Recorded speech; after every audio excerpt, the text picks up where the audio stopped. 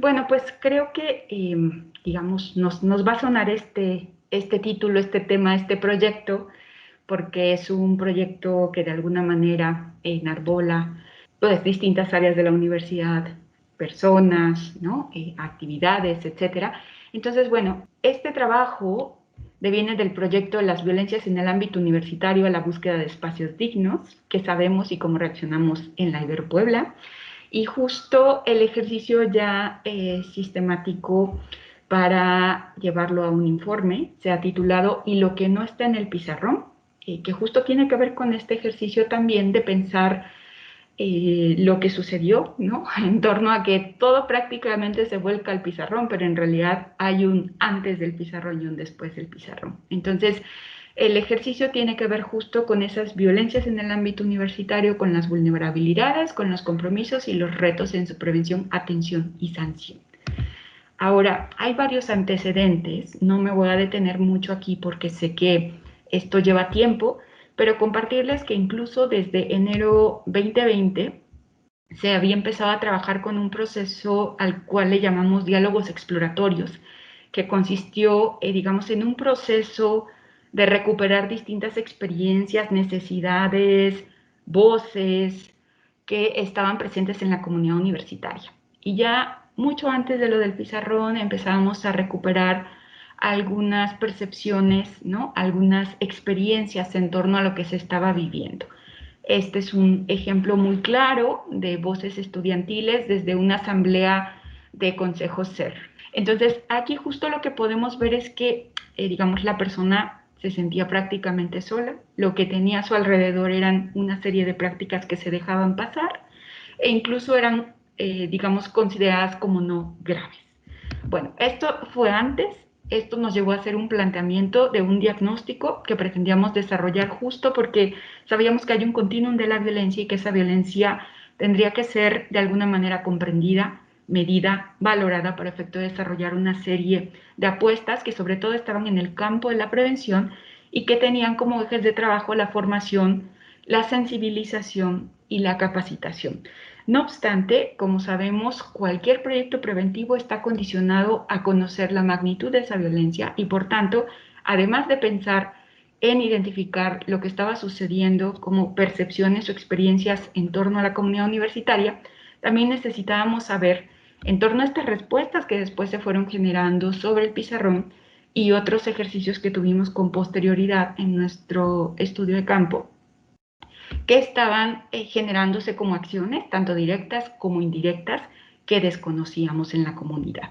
Entonces, en ese planteamiento, bueno, desarrollamos una serie de preguntas, objetivos, etcétera, que se fueron acompañando.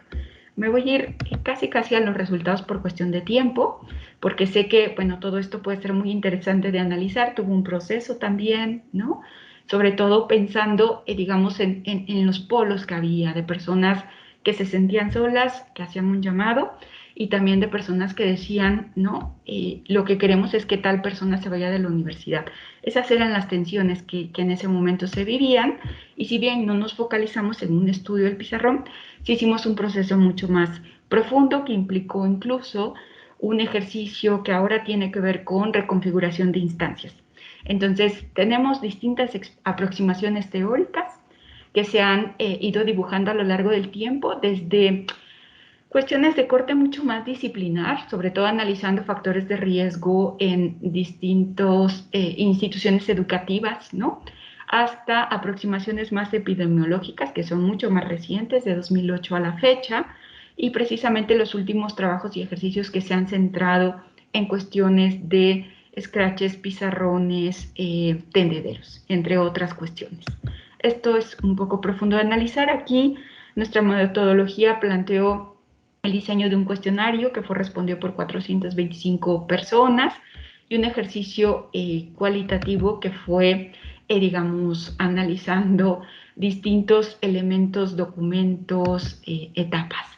En este caso, hicimos un proceso participativo que implicó digamos, el trabajo de distintas áreas de la institución, equipos de primera respuesta, instancias responsables, colaboradores, colaboradoras, docentes de asignatura, estudiantes, y colaboradores, colaboradoras expertas que por supuesto tenían otra mirada y también un ejercicio previo. Bueno, todo esto nos ha llevado a trabajar en un ejercicio que integra estas distintas miradas, la percepción sobre las violencias, porque es muy distinto percibirlas a vivirlas, ¿no? Teniendo también ejercicios de experiencia directa, de victimización, plantear los tipos y modalidades de violencia, los lugares de ocurrencia, masculinidades, las consecuencias, daños y efectos, el desempeño y la confianza en las autoridades, la cuestión de atención, las implicaciones que tiene la denuncia, la cultura de la denuncia, los obstáculos, la parte de investigación, el acompañamiento y otras medidas también que se ha tenido que ir considerando y que en ese momento, por supuesto, cuando se hace el análisis no estaban, y toda la lógica de sanción contra castigo. Sobre todo nos interesaba también estudiar estas actitudes punitivas y por qué dentro de estos señalamientos estaban cuestiones de mano dura, ¿no? Esto frente a la proporcionalidad de un sistema de justicia escolar, que por supuesto tiene otras condiciones, de cara a lo que es el sistema de justicia penal. Y por supuesto, bueno, pues el objetivo principal de este estudio era la prevención, pero tuvimos que analizar todo esto para poder explicarnos muchas cosas. Sobre todo la prevención de cuarto nivel a partir de experiencias, conocimientos y sufrimientos tanto de personas victimizadas como de personas victimarias. Ahora, hay violencias visibles e invisibles que por supuesto por el tipo de estudio en las limitaciones que tuvimos, pues hay que reconocerlas, ¿no? Por acá tenemos en cuanto a los tipos de violencia algunas frecuentes, no obstante, en cuanto a perfil de las víctimas, sí lo que podemos identificar es que el 64% de las víctimas fueron mujeres, 36% hombres y sobre todo una cuestión muy importante es que la violencia de pareja y en noviazgo fue la violencia con menos incidencia. No obstante, ya en el trabajo cualitativo en los grupos focales fue la violencia más nombrada por la comunidad universitaria, ¿no? Sobre todo para quienes viven en condición, por ejemplo, de roomies o compartiendo espacios que han podido ver los tratos que reciben las parejas por parte de principalmente hombres hacia mujeres. Ahora, en cuanto a personas receptoras de violencia, es bien importante identificar que principalmente han sido mujeres, pero aquí justo pensando en algo que Rosalía Carrillo, justo en una investigación que realiza para la UACM, habla de que generalmente las exigencias, demandas, enojos, molestias están en la comunidad universitaria hacia las autoridades. No obstante, cuando a las personas se les pregunta si han sido generadoras de violencia, es muy difícil que lo reconozcan. Este estudio es similar en ese sentido. Del total de participantes en el cuestionario, el 10% señaló haber generado alguna violencia y de este 10%, 63% fueron hombres y 36% fueron mujeres. No me detengo tanto ahí, hablamos también de un ejercicio de mapeo de lugares en donde esta violencia ocurre y está principalmente en aulas con prácticas sexistas, ¿no? El 16% en estacionamientos, 17% en pasillos. Hay otros lugares que no quedan excluidos, pero digamos que hay que trabajar de manera diferenciada, ¿no? Por ejemplo, el gimnasio. Ahora, en cuanto a identificación, atención y acompañamiento, la pregunta que realizamos a las y los participantes fue justo ante quién acudieron cuando algo así sucedió. El 29% señaló haber acudido ante Procuraduría, el 24% ante sus coordinaciones y el 16% ante otras áreas o instancias, ¿no? Algo también que podemos identificar es que hay instancias como la prefectura o que conocemos como prefectura de disciplina, actualmente mediación, que no era tan identificada o conocida por parte de la comunidad universitaria, ¿no?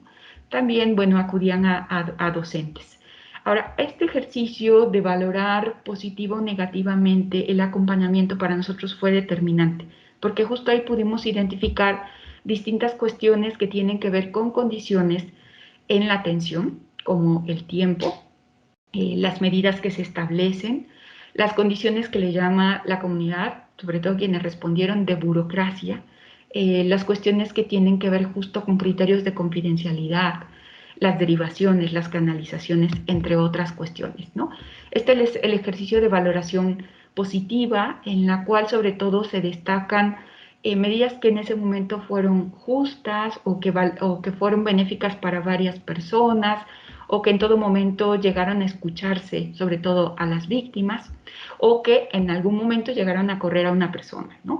Pero si se dan cuenta, las valoraciones positivas en este análisis dentro de nuestras categorías son 16, frente a las valoraciones negativas que en ese momento consideramos que fueron 98. Entre estas, tenemos cuestiones que tienen que ver justo con medidas discrecionales, falta de apego a normativas, con cuestiones en las cuales no primaba, por supuesto, la perspectiva de género ni un enfoque de interseccionalidad, ni enfoques de derechos humanos, o cuestiones de falta de conocimiento del puesto, de las competencias, etcétera, ¿no? Todo lo que se refiere a la capacidad institucional. Entonces, destaco nada más esta cuestión que tiene que ver justo con cómo se mira el acompañamiento y no necesariamente entendido en el sentido de establecer la sanción máxima o una pena máxima, ¿no? Sino las respuestas efectivas en cada pauta y a cada momento. Entonces, por ahí nos llevamos una tarea muy importante que tenía que ver justo con el acompañamiento. Y justo ustedes vieron que en el primer ejercicio que se ponía, ¿no? Recordando lo del pizarrón, se mencionaba que la Procuraduría no hace nada, lo cual nos llevaba a un elemento igual a impunidad. Pero la impunidad logramos entenderla a partir también de la diferenciación entre las competencias que tienen las instancias y todos los retos que hay que afrontar en materia de acompañamiento, investigación y sanción de las violencias. Por aquí están dibujadas en cuestión también de esta reiteración, digamos, de las miradas de las personas participantes, las condiciones negativas del tiempo, la falta de información, lo cual genera incertidumbre para las víctimas, el no tener acompañamientos adecuados e incluso llegar a sentir por parte de algunas víctimas que son responsables o culpables, más allá de cuestiones que tienen que ver con el miedo, ¿no? O con la incertidumbre de qué va a pasar, o los actos discrecionales de a quién le hacen caso y a quién no, la falta de investigación adecuada y desestimar conductas o minimizar. En ese sentido, por ejemplo, relataban en los grupos focales algunas estudiantes como en algunos casos eran citadas por coordinaciones para poder mediar alguna situación con su docente, ¿no? Cuando nos encontramos en escenarios de violencia de género. Y, digamos, este fue un ejercicio también muy importante para replantear todo el paradigma de las sanciones y las posibilidades que tienen nuestras instituciones de poder actuar. ¿Por qué? Porque hay percepciones diferenciadas sobre el castigo. Hay un ejercicio muy importante que hicimos sobre cómo se está interpretando lo que debe suceder con las personas que cometen estas conductas. Está clasificado en 3. La primera es muerte académica, castigos severos y ejemplares e intervención de instancias estatales.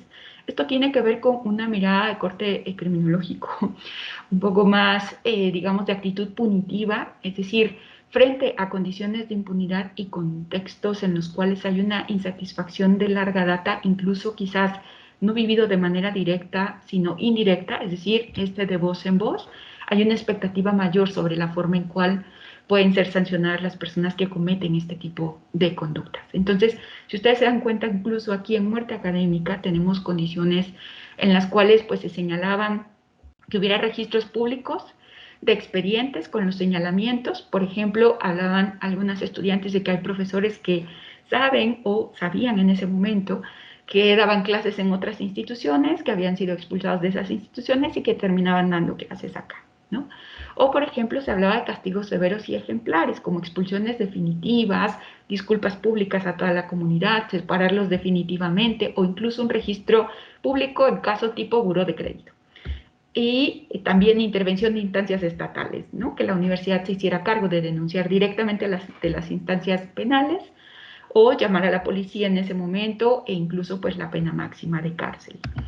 Bueno, hay una propuesta del enfoque global de sistemas para eliminar las violencias, que es lo que venimos trabajando, sobre todo desde la parte de prevención general, antes de que esto suceda, con apuestas de formación, la prevención ante la violencia recurrente con normas y prácticas de riesgo de exposición, y la prevención a más largo plazo, que tiene que ver con medidas institucionales de no repetición, que por supuesto traza los proyectos de vida de las estudiantes o de los estudiantes que se ven involucrados, o también del personal que se ve involucrado en determinado momento.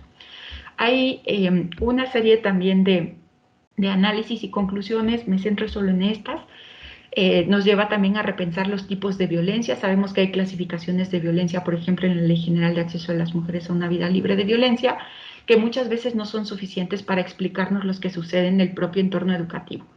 Tenemos prácticas quizás de violencia institucional, simbólica y estructural que tenemos que explicar con mayor profundidad. Hay una apuesta también por hacer ajustes a la prevención y atención frente a estas cuestiones o prácticas de mano dura. También hay apuestas porque haya procesos de formación, resocialización, ¿no? Y de trabajo no estigmatizante hacia las personas que han victimizado. Entonces hay todo un trabajo y una línea que se abre ahí hacia las masculinidades.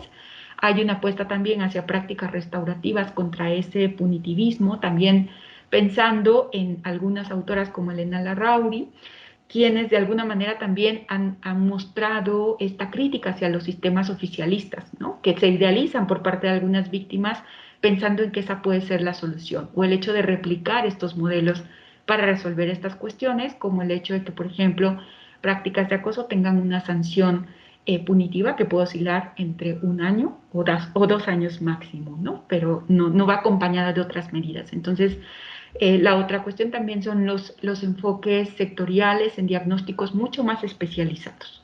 En fin, hay muchas cuestiones que platicar. Yo lo dejo aquí para, digamos, optimizar el tiempo y más bien ya en las inquietudes y preguntas, pues, atenderlas, ¿no? Muchas gracias.